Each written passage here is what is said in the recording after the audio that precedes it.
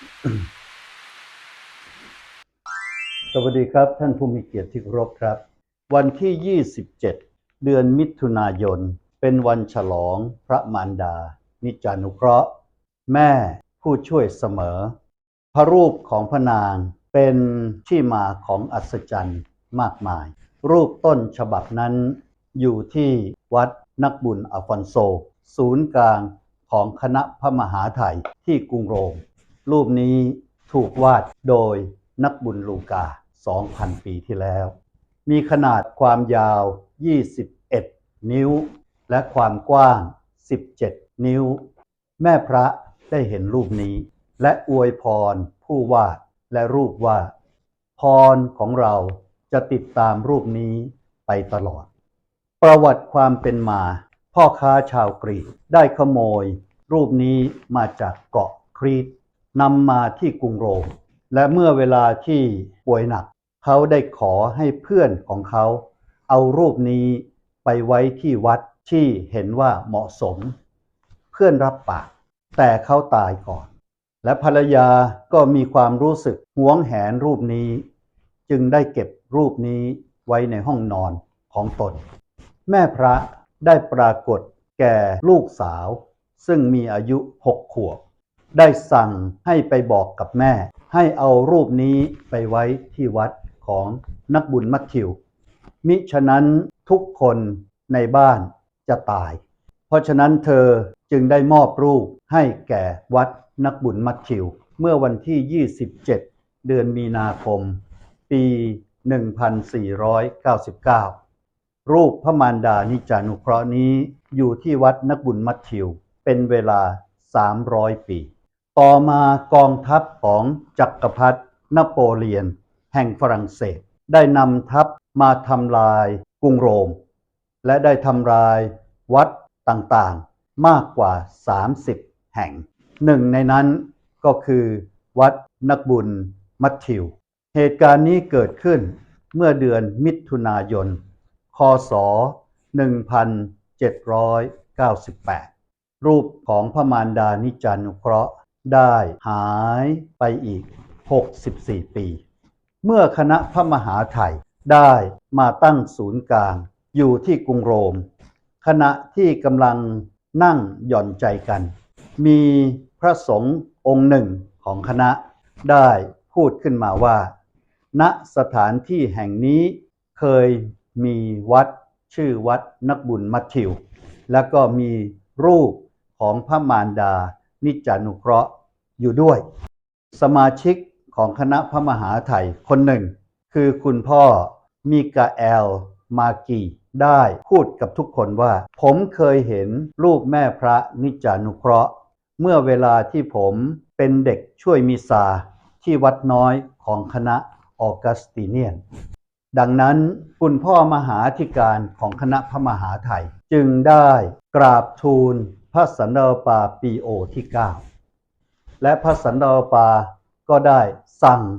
ให้นำรูปนี้กลับมาที่เดิมซึ่งปัจจุบันเป็นวัดนักบุญอัลฟองโซของคณะพระมหาไทยเมื่อวันที่ 19 มกราคม ปี 1866 และพระสันตะปากำชับว่าจงทำให้รูปนี้เป็นที่รู้จักทั่วโลกศิลปะของรูปพระมารดานิจานุเคราะห์เป็นรูปแบบไบเซนไทน์หรือไอคอนที่มีความหมายอย่างลึกซึ้ง 1. ตัวอักษรกรีกใกล้ๆแม่พระแปลว่ามารดาของพระเจ้า 2. ตัวอักษรกรีกใกล้พระกุมารเป็นชื่อของพระเยซูเจ้า 3. ตัวหนังสือกรีกด้านซ้ายเป็นชื่อของเทวดามิคาเอลกำลังถือหอกและฟองน้ำซึ่งเป็นเครื่องทรมานของพระเยซูเจ้า 4. ตัวอักษรกรีกด้านขวาเป็นชื่อเทวดาคาเบรียลกำลังถือกางเขนและตะปู 5. ดาวบนผ้าคลุมศีรษะของพระนางคือดาราสมุทรซึ่งนำแสงสว่างของพระคริสต์เจ้ามายังโลกที่มืดมัว 6. ดวงตาของพระแม่มีความทุกข์เพราะเห็นความทุกข์ ของเราและหันมามองเราเสมอ 7. ปากของแม่พระเล็กแสดงให้เห็นว่าแม่พระรักษาความเงียบนบนอบถ่อมตนสำรวมและพูดน้อย 8. เสื้อสีแดงเป็นสีที่พรหมจารีใช้